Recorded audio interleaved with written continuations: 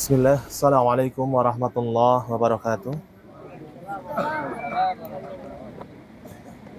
Alhamdulillah, Alhamdulillahil malikil jabbar wa ikhtirafil laili wad nahar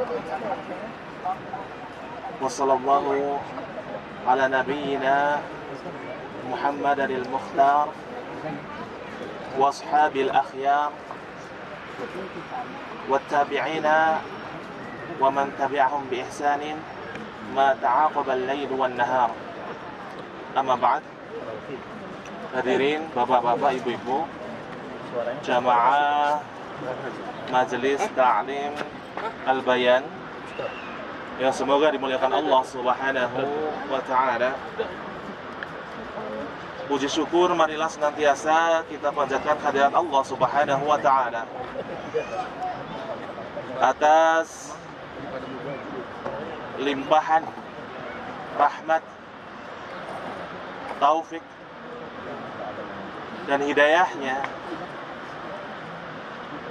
kita mendapatkan kemudahan untuk mengerjakan ketaatan-ketaatan kepada Allah Subhanahu wa taala. Di antaranya adalah apa yang sekarang kita lakukan di Wadi Namar ini. Ini pun tidak lepas dari kemudahan Allah Subhanahu wa taala yang diberikan kepada kita, yang tanpa disangka-sangka seharusnya kita sedang duduk di dalam ruangan gitu kan, tetapi ternyata berpindah tempat. Dan alhamdulillahnya tidak di-cancel, ada plan B. Tentunya ini semata-mata kemudahan dari Allah Subhanahu wa taala yang patut kita syukuri. Salawat dan salam semoga tetap tercurahkan kepada junjungan kita Nabi Agung Muhammad sallallahu alaihi wasallam, kepada keluarga beliau, sahabatnya, dan umatnya yang tetap setia untuk mengikuti tuntunannya sampai hari kiamat nanti. Amin ya rabbal alamin. Hadirin yang semoga dimuliakan Allah Subhanahu wa taala. Ketika kita membahas sebuah obrolan atau ucapan orang lain, maka kita akan dapati ucapan atau obrolan tersebut itu ada yang berkesan. Ya enggak? Ada yang nyantel, ada yang tidak. Ada yang menetap di mana? Di dalam hati, terngiang-ngiang. Ada yang masuk kuping kanan, keluar lewat hidung. Lewat kuping kanan lagi gak sempat masuk katanya. Nah, kira-kira sebabnya apa? Banyak faktor. Ada dari faktor yang ngomong, ada dari faktor yang mendengarkan, ada juga faktor dari momen. Dari momen. Dari orang yang ngomong, pertama, dia itu jago nggak dalam menyampaikan? Bagus nggak dalam memilih kata-kata? Dari orang yang mendengarkan, perhatian nggak ketika ada yang ngomong? Dari momen, momennya itu memang lagi momen yang sakral atau momen biasa-biasa saja, sehingga banyak faktor.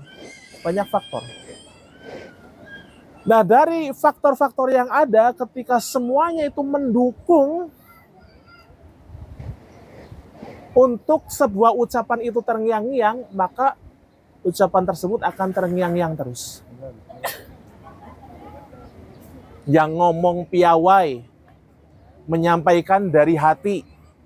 Yang mendengarkan itu khidmat, mendengarkan dengan seksama. Momennya juga momen yang bukan biasa-biasa saja. Nah, ada nih yang seperti ini. Ada. Banyak. Di antaranya apa yang akan saya sampaikan. Ya. Yaitu sebuah hadis.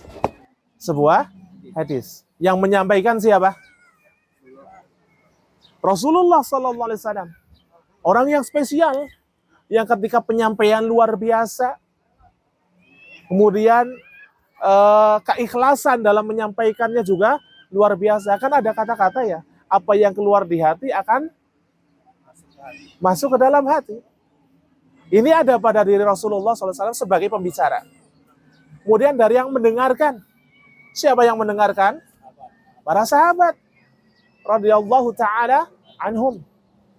Momennya sebenarnya kalau momen dengan Rasul itu semuanya spesial ya. Ini lebih khusus lagi. Karena ini adalah momen di waktu-waktu akhir hayat Rasulullah Sallallahu Alaihi Wasallam. Jadi hadis ini itu dari sahabat Al-Irbad bin Sariyah radhiyallahu taala anhum. Siapa nama sahabatnya? Al-Irbad bin Sariyah radhiyallahu taala anhum. Jadi ceritanya setelah sholat Rasulullah Shallallahu Alaihi Wasallam itu menghadap kepada para sahabat, ya, sebagaimana apa yang diucapkan oleh beliau Al-Irbad bin Sariyah radhiyallahu taala anhum. Wa'adana Rasulullah Shallallahu Alaihi Wasallam mau'izatan balighah. Nabi Shallallahu Alaihi Wasallam memberikan mau'izah, wejangan yang balighah, yang begitu dalam. Kenapa kok dikatakan dalam? Karena dampaknya kepada para sahabat itu kerasa. Apa dampaknya? Fawajilat minhal qulub wa dzarafat minhal uyun. Dari apa yang disampaikan oleh Nabi dari mau'izah tersebut, itu membuat mata kami meneteskan air mata dan membuat hati kami bergetar. Sehingga dari salah satu sahabat itu ada yang ngeh, ini kok kayak ucapan orang yang mau berpisah gitu.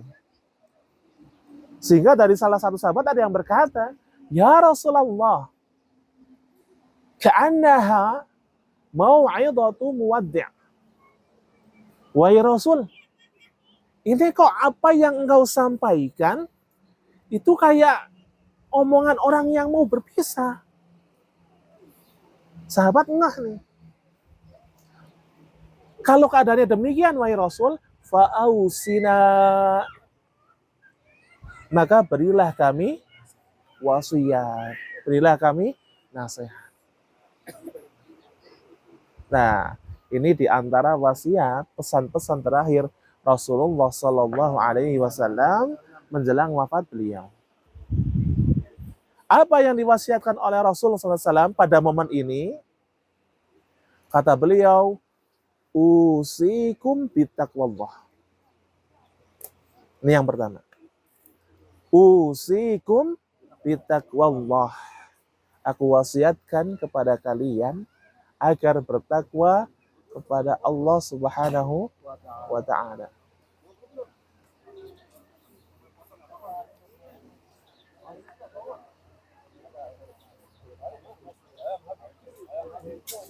Baik, kita lanjutkan, fokus di sini saja. Apa pesan yang pertama? Usikum bittaqwallah. Ini pesan yang pertama itu bertakwa kepada Allah Subhanahu wa Ta'ala.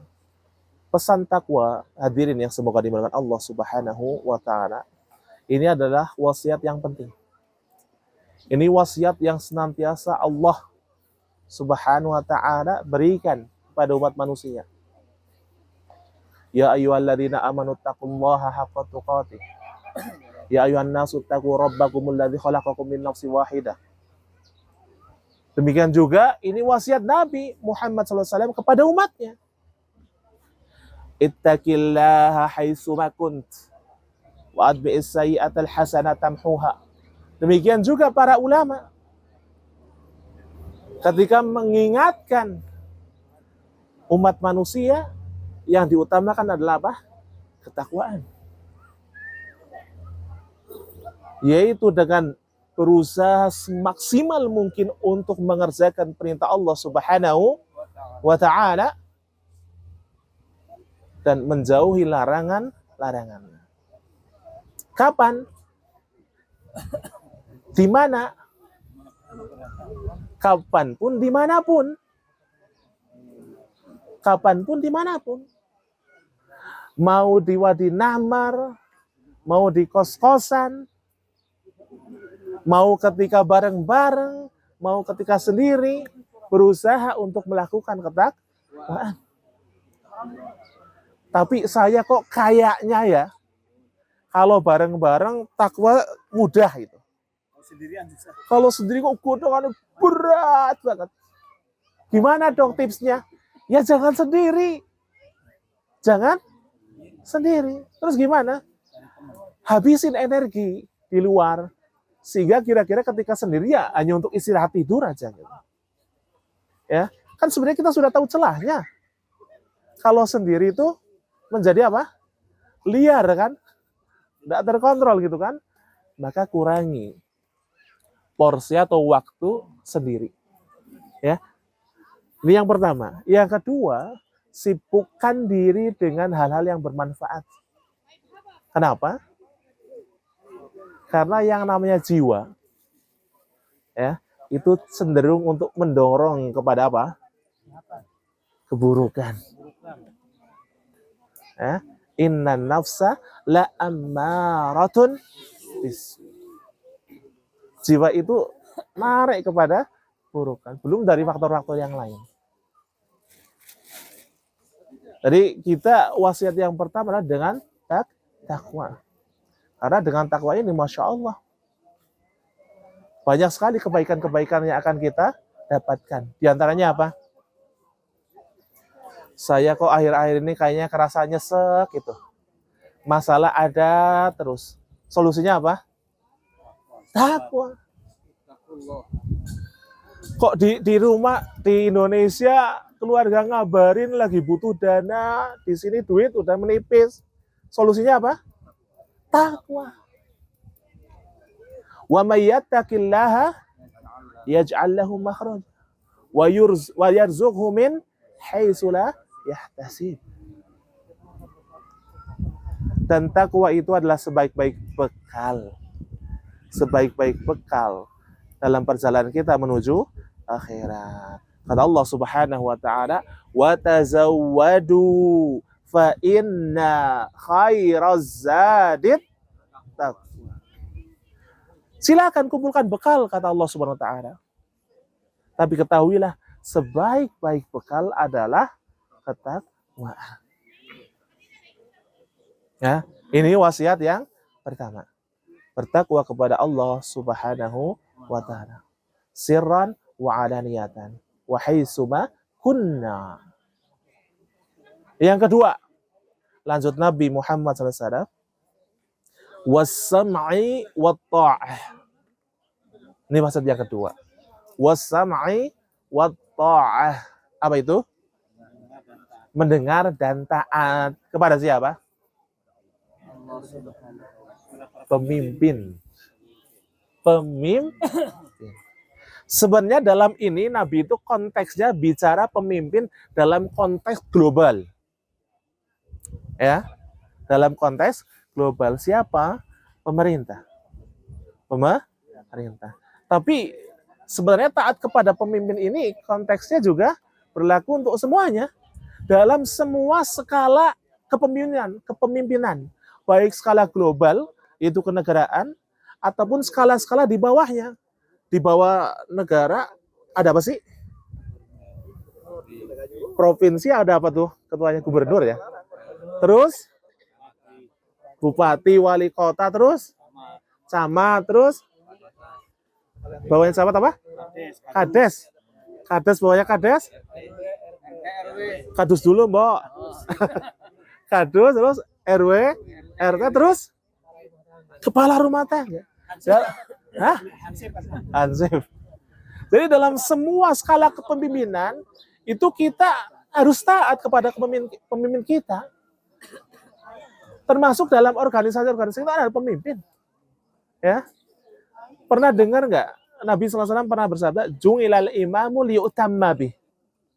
Ya. Imam itu ada untuk diikuti. Sebenarnya Nabi berbicara dalam konteks sholat. Tapi ini juga berlaku untuk konteks-konteks yang lain. Dalam organisasi dan yang lainnya. Kalau sampai pemimpin itu nggak ditaati, hancur. Hancur. Entah itu keluarga, entah itu organisasi, entah itu RT, entah itu RW, bahkan entah itu negara. Kalau pemimpin kok nggak ditaati, maka hancur. Makanya Nabi menekankan kepada kita untuk mendengar dan taat kepada pemimpin kita. Apakah ketaatan itu mutlak? Tidak. Batasannya apa? Taat tatkala tidak menyelisih perintah. Selama ketaatan itu bukan kepada kemaksiatan. Kalau kita supaya taat, tapi pada kemaksiatan, menyelisih perintah Allah Subhanahu wa Ta'ala, atau menerjang larang Allah, maka nggak ada ketaatan di situ. La ta'ata li makhlukin fi maksiatil khaliq. Tidak boleh kita taat kepada makhluk untuk menyelisihi perintah khaliq. Dalam semua aspek. Misalkan, naudzubillah dzalik ya, kita ambil contoh dalam skala paling kecil, rumah tangga. Ada istri nih, dia berjilbab. Kok suaminya tidak suka berjilbab? Lepas aja. Padahal berjilbab hukumnya apa? Wajib. Taat enggak? Taat apa tidak, Bu? Ya tidak lah. Sama suami yang nyuruh buka jilbab. Nyuruhnya buka jilbab, Pak. Jilbab kok perasaan saya. Kalau suruh berjilbab, mau. Itu bukan larangan itu. Ya, untuk ngelepas jilbab. Mau enggak? Enggak mau. Jangan. Karena itu, kalau mau itu namanya mentaati makhluk untuk menyelisihi khalik. Enggak benar. Jadi batasannya itu ya. Batasannya itu apa? Selama tidak memerintahkan kepada kemaksiatan. Tapi Ustaz, kalau kita bicara pemimpin, pemerintah, ya kita kan tahu pemerintah itu kayak gitu. Iya kita tahu, terus gimana? Gimana? Yaitu patokannya tadi, pertama, selama bukan kepada kemaksiatan, ya udah diturutin. Itu pertama. Terus berikutnya,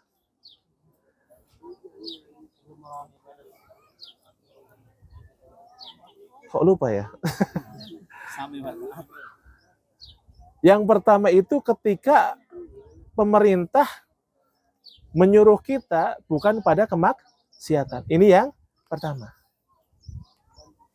Yang kedua, ketika pemerintah itu melakukan kemungkaran, terus gimana dong respon kita? Ya, usahakan jangan iya. Kalau mampu ditekut, kalau tidak mampu ya paling tidak kita nggak melaksanakan. Iya, tadi balik pertama, ketika itu kemungkaran, kemaksiatan, maka jangan patuh. Terus gimana dong? Kita lawan nggak? Kalau dilawan kita nggak mampu. Tergantung sih. Kalau presiden itu anak kita ya lawan. Dalam artian kita punya kapasitas. Kita punya kapasitas untuk mencegah kemungkaran tersebut. Ya. Konsepnya kan man ra'a minkum munkaran falyughayyirhu bi yadi. Kalau kita punya kemampuan dalam apa? Tangan kita punya kapasitas gitu.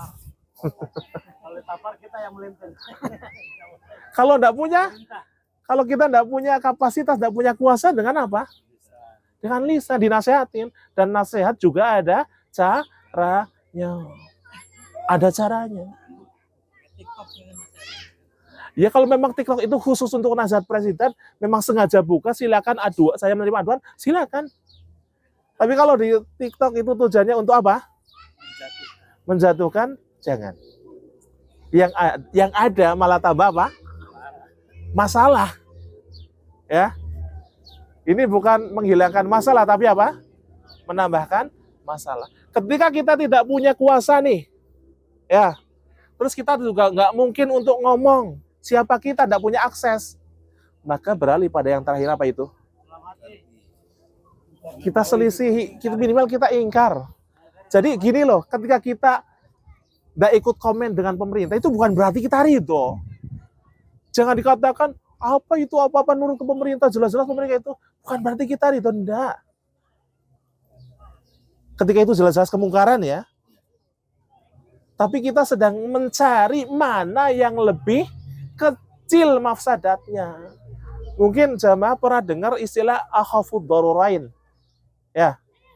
Kita memilih sesuatu yang mafsadatnya lebih kecil. Gak selamanya, hadirin yang semoga dimakan Allah Subhanahu wa taala, gak selamanya kita itu dihadapkan pada pilihan baik dan buruk. Enggak. Kalau pilihannya baik dan buruk gampang banget. Tinggal milih yang apa? Baik. Tapi ketika datang kepada kita pilihan buruk dan buruk, nah di situ kita kan akan diuji. Mana yang harus kita ambil? Yang sedikit keburukannya. Kalau kita berulah menimbulkan masalah lebih besar, ya ini nggak diambil. Kita cari yang keburukannya lebih kecil, lebih sedikit. Ya, jadi ini yang kedua, as-sam' wa ta'ah. Ini penting sekali. Bahkan saking pentingnya Rasul SAW itu sampai menekankan was-sam'i wa ta'ah wa in ta'ammara 'alaikum 'abd. Kalian itu harus taat dan patuh, mendengarkan dan patuh pada pemimpin sekalipun yang menjadi pemimpin kalian adalah seorang budak. Seorang apa? Budak. Apa sih maksudnya yang menjadi pemimpin seorang budak? Maksudnya apa? Ini hampir mustahil ya budak jadi pemimpin. Hampir mustahil. Kenapa? Karena budak dirinya saja itu tidak dimiliki. Dia tidak memiliki dirinya sendiri. Maka bagaimana dia akan menjadi pemimpin bagi orang lain? Ini untuk menunjukkan bahwa hampir mustahil lah budak itu jadi pemimpin. Tapi kata Nabi, kalaupun seandainya jadi pemimpin budak, kali itu harus taat dan patuh. Iya. Sambil ditekankan lagi sama Nabi SAW dalam riwayat yang lain, wa in ta'ammaru 'alaikum 'abdun habasyiyun. Meskipun yang menjadi pemimpin kalian itu budak dari negeri Habasy. Apa maksudnya? Ya lihatlah orang-orang dari Habasyah kayak apa sih? Kayak apa? Dari sisi fisik ya, kita tidak sedang mendiskreditkan orang atau suku lain ya. Tampilannya kayak apa sih? Hitam. Rambutnya kayak gitulah, kayak kismis gitu. Terus biasanya dari sisi apa ya? Pemikiran itu agak terbelakang kan? Biasanya loh. Tapi ketika itu jadi pemimpin, Rasul itu menekankan untuk as-sama' wa ta'ah. Ini menunjukkan pentingnya untuk taat dan patuh kepada pemimpin. Dalam semua konteks, entah itu pemerintah, entah itu keluarga. Bahkan saking pentingnya pemimpin, hadirin yang semoga diberkati Allah Subhanahu wa taala, sampai-sampai itu ada syariat ketika kita safar itu harus ada apa? Pemimpin. Amir safar. Safar. Karena kalau nggak ada pemimpin ya chaos. Tahu chaos? Amburadul. Misalkan nih, kita mau safar kemana? Ke Mekah, ngapain umroh? Kalau nggak ada pemimpin, yang satu pengen naik bis, yang satu pengen naik pesawat, yang satu pengen naik kapal, emang bisa ke Damam dulu? Ya susah. Tapi kalau ada pemimpin, nanti dia yang memutuskan perkaranya akan jadi satu kata, enak. Ketika di perjalanan, Ini mau berhenti di mana, mau makan apa. Kalau ada pemimpin, enak. Itu tugasnya pemimpin. Itulah pentingnya pemimpin dalam semua konteks, dalam semua skala. Jadi yang di rumah, yang di keluarga, yang merasa dipimpin, maka patuhilah pemimpinnya, kepala keluarga. Yang bekerja di lingkungan kerja, ada pemimpin, patuhilah pemimpinnya. Di dalam bernegara, patuhilah pemimpinnya. Semua itu demi kebaikan bersama. Ini wasiat yang keberapa? Yang keberapa? 2 apa 5 ya? 2 apa 5? 2. Yang pertama apa tadi? Takwa. Yang kedua? Taat pada pemimpin. Yang ketiga, ini yang nggak kalah penting nih. Kata Nabi SAW, fa innahu man ya'is minkum ba'di fasayarah tilafan katsira. Karena nanti kalau di antara kalian itu masih ada yang hidup setelah aku tidak ada, mereka akan mendapati perpecahan yang banyak. Ini Rasul sedang menyampaikan sunatullah. Nabi sedang menyampaikan apa? Sunatullah. Apa sunatullah tersebut? Perpecahan umat. Perpecahan umat. Loh, kenapa sunatullah? Karena umat terdahulu ya pada pecah. Umat yang terdahulu juga pada pecah. Nabi SAW pernah bersabda tentang umat yang sebelumnya. Beliau bersabda, inna man qablakum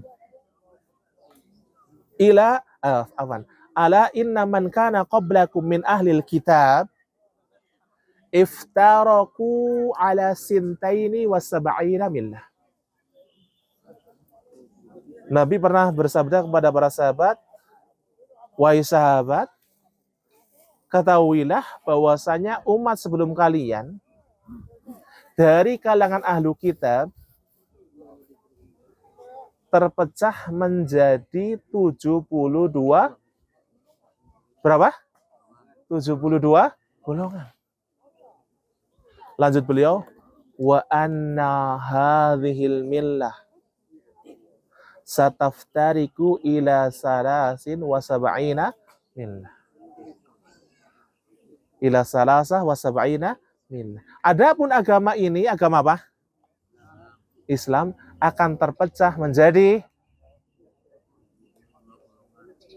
73, lebih banyak satu.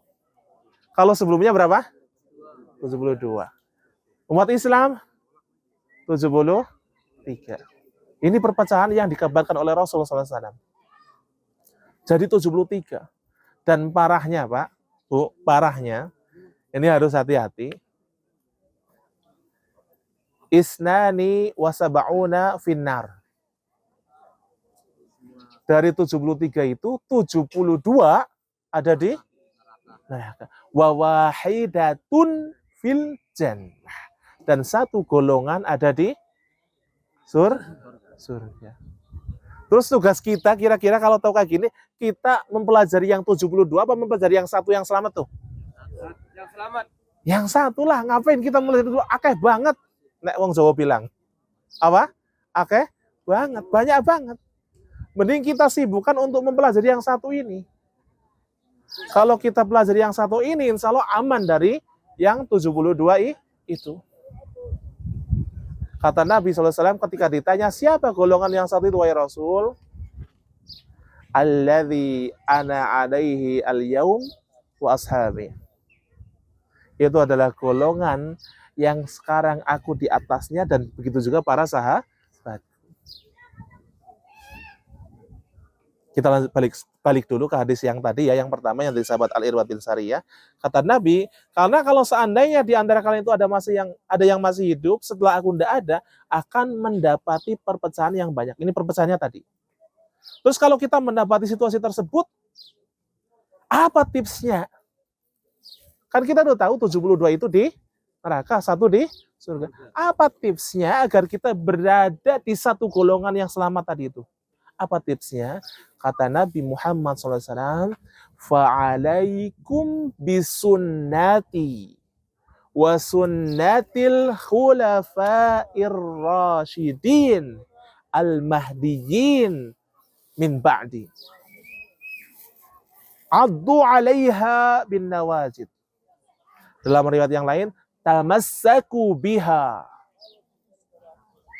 Kalau kalian hidup pada masa di mana perpecahan itu terjadi, maka wajib, kata Nabi, wajib bagi kalian untuk berpegang teguh dengan sunnahku dan sunnah para khulafaur rasyidin yang mendapatkan petunjuk sepeninggalku. Siapa khulafaur rasyidin, Pak, Bu? Siapa? Khulafaur rasyidin. Ada berapa? 4. Siapa? Abu Bakar As-Siddiq. Yang kedua? Umar ibn al-Khattab. Yang ketiga? Utsman ibn Affan. Yang keempat? Ali ibn Abi Thalib radhiyallahu ta'ala anhum ajma'in. Jadi kita, kata Nabi, ketika hidup di masa-masa perpecahan tersebut, lazim bagi kita untuk berpegang teguh kepada sunnah Nabi Muhammad SAW dan sunnah khulafaur rasyidin. Ini solusinya, Pak. Ini solusinya kalau kita pengen berada pada satu golongan yang tadi. Jadi nggak usah sibuk untuk mempelajari 72 golongan yang tadi. Itu terlalu banyak. Itu bukan tugas kita. Kalau ulama ada yang membahas, ya itu pembahasan mereka. Banyak banget. Kalau kita mau urut dari zamannya Nabi Muhammad SAW itu muncul Khawarij. Sepeninggal beliau ada Syiah. Syiah juga ada turunan, ada Batiniyah, ada Qaramithah. Setelah itu ada Qadariyah, ada Jabariyah. Abad berikutnya ada Jahmiyah. Ada apa lagi? Mu'tazilah, ada Murji'ah. Oh, banyak sekali. Itu baru berapa? Jauhkan diri kita dari yang seperti ini, fokus membahas, fokus mendalami golongan yang selamat ini. Pelajari akidahnya, pelajari manhajnya, dan ikuti. Jadi Nabi Muhammad SAW sedang menekankan tentang pentingnya untuk bertamasuk dengan sunnah beliau SAW dan sunnah para khulafaur rasyidin. Kenapa? Itulah jalan keselamatan. Itulah jalan keselamatan. Sampai diperumpamakan oleh ulama, sunnah itu ibarat bahtera. Ibarat apa? Bahtera. Bahtera apa? Rumah tangga. Bahteranya Nabi Nuh. Bahteranya Nabi Nuh. Maksudnya apa? Yang naik ke bahtera, yang berpegang teguh dengan sunnah, selamat. Yang nggak mau naik ke bahtera, yang tidak berpegang teguh dengan sunnah akan tenggelam. Makanya ada istilah safinatun najah. Bahtera keselamatan. Sunnah Nabi kita Muhammad Sallallahu Alaihi Wasallam. Kenapa? Ya balik lagi. Sunnah itu sangat penting. Sunnah itu sangat penting. Itu adalah jalan keselamatan. Itu adalah salah satu tujuan diutusnya Rasulullah Sallallahu Alaihi Wasallam. Ya, pernah kita bahas sedikit ya di majelis sebelumnya. Rasul artinya apa? Utusan. Utusan tugasnya apa? Menyampaikan. Menyampaikan sesuatu dan untuk diikuti. Kita ambil contoh kayak gini. Kita kan tadi tadi pagi ada pengumuman bahwasanya tidak bisa kita masuk jaliyat itu kan. Maka ada utusan yang diutus untuk menyampaikan informasi. Sekarang hari ini kajian tidak di jaliyat. Pindah ke Wadi Namar. Akhirnya pada ngikut utusan tadi kan yang ngomong kan. Sehingga apa? Ngajilah kita. Seandainya utusan tadi tidak diikuti, kira-kira pada ngaji enggak? Ya enggak. Jadi kurang lebihnya tugas Rasul itu kayak gitu, untuk diikuti. Kalau Rasul itu ada bukan untuk diikuti, dan setiap orang bebas dengan apa? Caranya masing-masing. Lalu apa tujuannya seorang Rasul itu diutus? Enggak apa-apa, dengan caraku yang penting baik. Nah terus apa gunanya Rasul diutus? Dan kita menggunakan acuan siapa kebaikan tersebut? Acuan kebaikan orang itu beda-beda loh. Iya enggak? Ada yang bilang kayak gini menurut fulan betul. Ada yang bilang yang begitu itu menurut fulan yang lain enggak betul. Maka acuan siapa yang dipakai? Acuan siapa? Nah disinilah kita perlu tahu bahwa Nabi kita Muhammad SAW itu adalah Al-Mizanul Akbar. Yang seperti kemarin saya sampaikan tuh sebelumnya, bahwa Nabi Muhammad SAW itu Al-Mizanul Akbar. Ini yang dinukil oleh Mbah Hashim ya. Mbah Hashim. Tahu Mbah Hashim kan? Saya udah ingat di dalam kitab beliau Adabul Alim wal Muta'allim. Adabul Alim wal Muta'allim. Itu beliau menukil salah satu ucapan tabi'in atau tabi'in lah dari kalangan ulama. Itu Nabi SAW itu Al-Mizanul Akbar, barometer tolak ukur yang terbesar. Yu'radu alaihil a'mal. Amalan itu tolak ukurnya beliau sallallahu alaihi wasallam. Amalan itu dikatakan benar, tolak ukurnya siapa? Nabi Muhammad sallallahu alaihi wasallam. Yang sesuai dengan Nabi, ya itulah kebenaran. Yang tidak sesuai, itu bukan kebenaran. Dan konsekuensi ya tertolaklah. Fa'alaikum bisunnati. Pentingnya berpegang teguh dengan sunnah Nabi kita Muhammad sallallahu alaihi wasallam. Jangan sampai kita di dalam agama mengerjakan perkara-perkara yang diada-ada. Kenapa maksudnya diada-adakan? Apa maksudnya yang diada-adakan? Ngarang, tidak ada dalilnya, tidak ada landasannya. Kenapa? Bahaya. Kenapa? Tertolak. Dolim tertolak. Kalau tertolak gimana? Nggak dapat apa-apa. Dapat dosa. Kan sayang, Pak. Kita mengerjakan amalan, kita berasumsi, kita menganggap, ya Allah, alhamdulillah, aku amalannya kayak banget. Tapi ketika di akhirat, ternyata apa? Kemana amalanku dulu? Kemana? Hilang semua. Gara-gara tertolak. Yang bilang tertolak bukan saya, Pak. Bukan saya. Siapa? Rasul SAW. Bukan saya yang bilang, Rasul SAW. Saking pentingnya itu sering banget ditekankan oleh Nabi Muhammad SAW. Salah satunya itu dalam hadis ini, nanti akan kita ketemu. Di setiap awal-awal beliau khutbah, itu beliau pasti mengingatkan kita dengan perkara yang diada-adakan. Jangan sampai kita kerjakan. Ya, wa iyyakum wa muhdatsatil umur. Hati-hati kalian, jauhi oleh kalian perkara-perkara baru dalam agama. Fa inna kulla bid'atin dhalalah. Karena yang semua itu tertolak, sesat. Loh, Ustaz, antum siapa sih? Kok ngomong sesat, tertolak? Yang berhak memutuskan menerima atau enggak kan Allah Subhanahu wa ta'ala, bukan antum. Iya enggak? Yang memutuskan diterima kita apa Allah? Nah, terus apa urusan antum bilang itu tertolak? diterima dan enggaknya kan Ahsantum. Amalan yang diterima itu punya kriteria. Punya kriteria.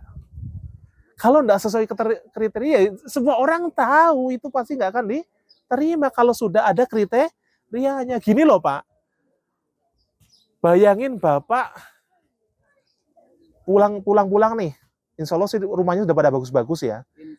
Katakanlah pulang-pulang nih bawa duit banyak mau bangun rumah. Mau bangun rumah. Udah ada desainnya nih. Bahan-bahannya tinggal pesen. Nah, pesen. Aku mau batanya itu bata merah.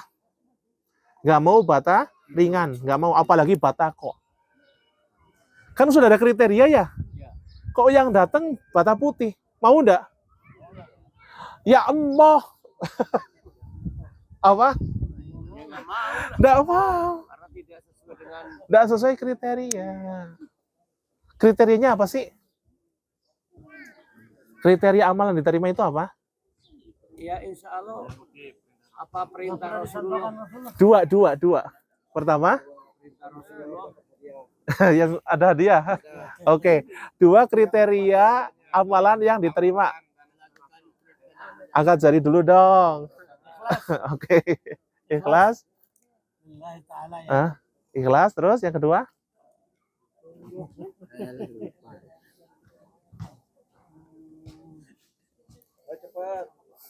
Hadiahnya homsin. 5, 4, 3.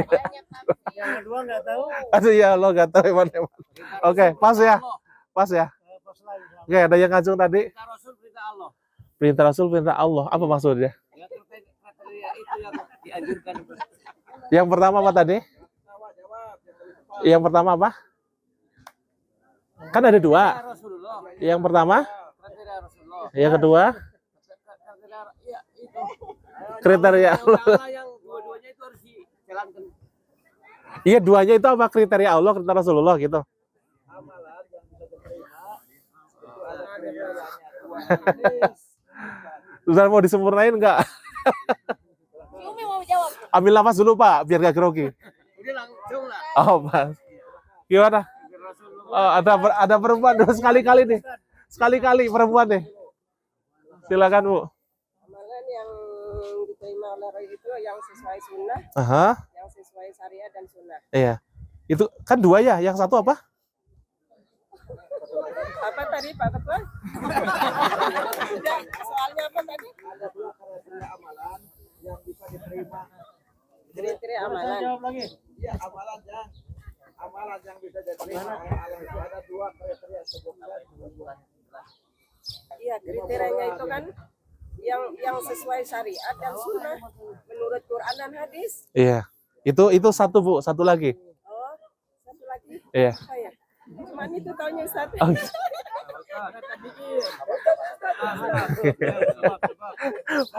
Pak Naim udah langganan ini. Libur dulu ya. Mas. Sebentar, ada yang ini dulu. Mengikuti sunnah Rasulullah itu 1. Mengikuti sunnah Rasulullah dan mengikuti sunnah khulafaur. 2, ini 2. 1 mengikuti sunnah Rasulullah, 1 mengikuti sunnah khulafaur Rasyidin. Ini satu kesatuan. Boleh jawab lagi Ustaz. Ada 2. Itu masuk sunnah. Boleh jawab lagi Ustaz. Iya. Niat dan ikhlas. Niat dan ikhlas. Sama aja. Satunya niat, satunya ikhlas.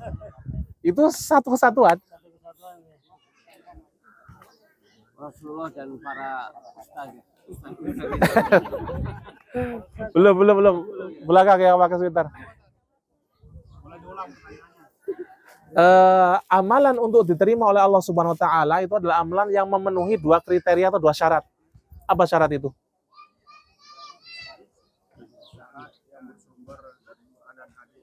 Satu lagi. Dan sebagian dijawab peserta yang lain, satunya lagi dijawab peserta yang lain. Jadi nggak kumpul-kumpul. Silakan. Satu ikhlas karena Allah. Aha. Yang kedua yang sesuai dengan sunnah Rasul dan para sahabat. Ahsantum. Ahsan tuh. Diinget-inget nih, biar kita ke depannya nggak bicara siapa antum ngomong amal diterima apa enggak. Emang antum Allah gitu. Oh, Masya Allah. Masya Allah. Barakallahu fikum. Satu, sekiranya harus ikhlas lillahi ta'ala. Barakallahu fikum. Terima kasih, Pak. Sama-sama. Barakallahu fikum. Bagi 50 itu. Kasih lagi untuk perempuan. Oke. Pertanyaan yang berkaitan dengan perempuan. Hadiahnya 100 real. Perempuan dia ya. Kalau itu mas saya aja yang jawab apa ya? Oke, balik lagi. Kalau kata Ustadz Hawasi, kita balik lagi ke jalan yang lurus. Jadi kriteria amalan untuk bisa diterima oleh Allah Subhanahu wa taala adalah amalan yang terpenuhi dalamnya 2 syarat. Yang pertama ikhlas. Ikhlas itu murni hanya untuk Allah Subhanahu wa taala. Bukan untuk yang lain, bukan karena yang lain. Ini ikhlas. Ya, bukan untuk yang lain, bukan untuk selain Allah. Ya, bukan untuk kita peruntukkan untuk malaikat, bukan untuk para nabi, bukan untuk orang soleh, apalagi untuk batu, apalagi untuk jin, bukan. Tapi hanya untuk Allah Subhanahu wa taala. Dan bukan karena yang lain. Jadi karena Allah. Kita mengerjakannya karena Allah, bukan karena ingin dilihat orang, bukan karena ingin didengar orang, bukan.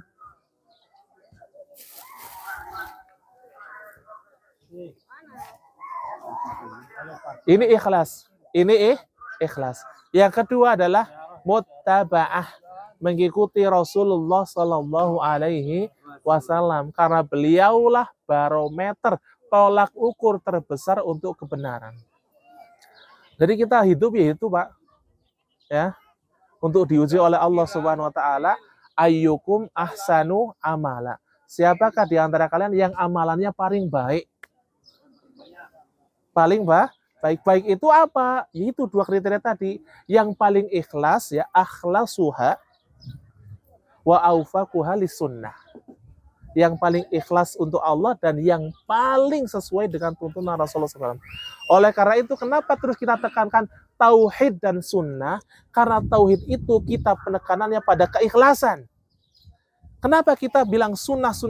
Karena sunnah itu adalah manifestasi atau bentuk dari kita mengikuti Rasulullah Sallallahu Alaihi Wasallam. Pak, konsekuensinya berat kalau sampai sunnah itu ditinggalkan. Ya tadi, hidup cuma sekali, kita menyangka amalan kita banyak, ternyata tidak ada. Bisa remedi enggak? Kalau kita ujian mah bisa remedi. Ya. Dulu waktu sekolah pada remedi enggak? Oh, enggak tahu remedi ya, Masya Allah, pinter-pinter nih. Kalau zaman saya sekolah itu ada yang remedi, ada yang gagal ketika ujian. Masih bisa remedi. Tapi kalau kita hidup, gagal, bisa balik lagi, ngulang.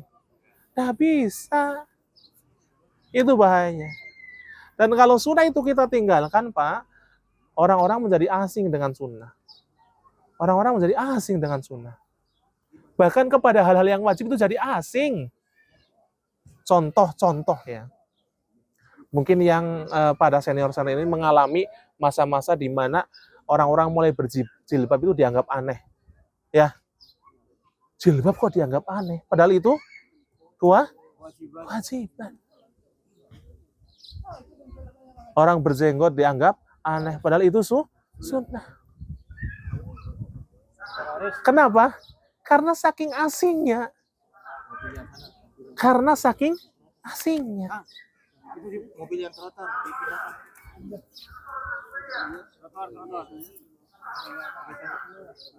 Yang parkir sebelah kanan. Salah. Oke, siap kembali ke jalan yang lurus? Ya. Jadi ini tentang wasiat yang keberapa ini? 3 ya. Untuk apa? Berpegang teguh kepada sunnah Nabi kita Muhammad SAW. Jangan sampai kita melakukan hal-hal yang tidak ada tuntunannya.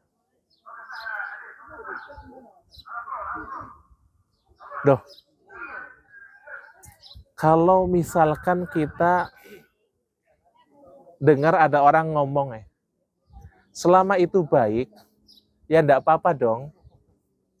Terus gimana? Baik kan ada itunya, ada pedoman. Iya. Sudah dilakukan sama Rasul. Bisa seperti itu. Laukana khairon lasabakuna ilaih. Kalau seandainya itu baik, yang paling semangat untuk melakukan kebaikan itu siapa sih? Rasul dan para sahabat pasti sudah dilakukan. Gak mungkin ditinggalkan. Itu pertama. Kalau seandainya itu kebaikan. Itu yang pertama. Yang kedua tadi, baik. Oke, baik. Baik menurut siapa? Baik menurut siapa? Baik menurutmu belum tentu baik menurut orang lain. Tapi kalau itu baik menurut Rasul, maka itu sudah menjadi keputusan mutlak. Tidak bisa diganggu-gugat. Itu sudah kebenaran mutlak. Karena Nabi ketika menyampaikan bukan dengan hawa nafsu. Tapi atas apa? Wahyu dari Allah Subhanahu wa ta'ala. Wa ma yantiqu 'anil hawa. In huwa illa wahyu yuha. Nabi itu tidak, kalau ngomong itu bukan berdasarkan hawa nafsu.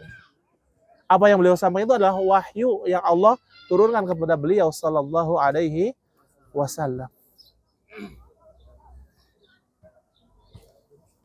Jadi ini pentingnya kita berpegang teguh kepada sunnah dan hati-hati dari perkara-perkara yang baru. Dan biasanya Pak, yang namanya sunnah, yang namanya mengikuti Nabi Muhammad SAW, itu cenderung simple, cenderung mudah. Kenapa? Ya itulah sifat agama Islam itu mudah. Sifat agama Islam itu mudah. Dan perkara yang diada-adakan seringnya apa? Seringnya apa? Susah. Ribet. Coba deh silakan dipikirkan. Ya. Lanjut berikutnya sabda Nabi Muhammad SAW masih dalam hadis ini, wa iyyakum wa muhdatsatil umur. Ini sepaket nih. Berpegang kepada sunnah, berpegang teguh kepada sunnah dan menjauhi perkara-perkara baru. Wa iyyakum, hati-hati kalian, jauhilah oleh kalian wa muhdatsatil umur, perkara-perkara yang baru. Garis bawahi Pak, garis bawahi, kalau kita bicara perkara-perkara yang baru, itu berarti dalam ruang lingkup apa? Ruang lingkup apa? Agama. Dalam ruang lingkup apa? Agama. Kalau kita membuat perkara baru bukan dalam perkara agama, malah bagus. Bagus. Jangan sampai kita ngomong, kalau tidak mau mengikuti perkara-perkara baru, ya udah jangan pakai mobil. Tapi naik apa? Onta. Biasanya kan onta. Kalau jangan mengikuti perkara-perkara baru, ya udah jangan pakai mic. Ini kan baru. Ya enggak? Itu bukan perkara agama, itu perkara iya. Itu malah harus kita. Harus. Ya. Harus mengikuti teknologi. Kita harus berkembang. Itu perkara dunia, silakan. Kalau perkara agama itu sudah sempurna. Yakin nggak agama sempurna? Yakin nggak? Kok ngomongnya nggak paten sih? Yakin. Harus yakin. Karena itu sudah Allah yang bilang, al-yauma akmaltu alaikum dinakum wa atmamtu alaikum ni'mati wa raditu lakumul Islam dina. Allah yang menyempurnakan. Kita agak berpikir sedikit ya. Sesuatu Pak, ketika dikatakan sempurna, ya, maka sudah nggak butuh penambahan, nggak butuh pengurangan. Itu sempurna. Iya, nggak perlu diedit. Itu sempurna. Ya, kok kalau ada orang mengadakan perkara-perkara baru, itu sama saja secara nggak langsung ya. Dia sih nggak ngomong. Secara nggak langsung, dia mengatakan agama belum sempurna. Kenapa? Masih ditambah-tambahi.